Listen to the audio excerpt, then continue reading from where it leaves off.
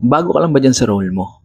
Pwedeng newly promoted or new hire. Ibig sabihin bago sa kumpanya. Kung oo yung mga sagot mo dyan, pues para sa itong video na to. Lahat naman tayo gusto natin maging successful kung ano yung ginagawa natin.